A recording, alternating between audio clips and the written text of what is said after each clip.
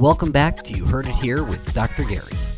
Today we're back on the main streets of Wax Removalville, trying to help patients clear their ears and get that impacted cerumen out. If you like these videos, please like and subscribe. We enjoy bringing you content full of earwax and other medical issues associated with hearing loss. Again, like and subscribe. For this first ear, we're looking at a pretty impacted ear with a whole lot of earwax. There's some skin, wax, and hair all down the ear canal, causing a veritable bird's nest of crud to be taken out. We're going to use the Jobson horn, or as I call it, a curette, to remove the wax and relieve the pressure, improving the patient's hearing.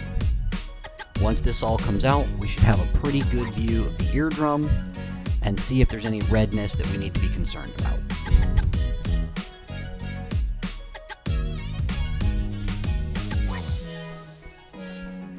It's coming out slowly.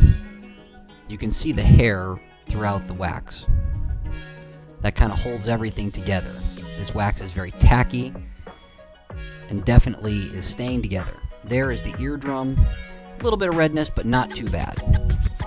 Now this next patient was one in which we were unable to do the entire wax removal in one visit. This patient had come into us after seeing another doctor who attempted to irrigate and attempted microsuction, both of which were unsuccessful. We decided to try to use the Jobson horn or the curette to remove the wax to see what we could find. I really enjoy sharing our major successes with you, but this is one in which we needed the patient to come back for a second appointment in order to get all the wax out of their ear.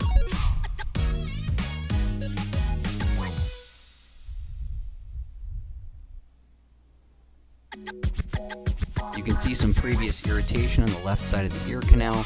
That was there when the patient presented in our office.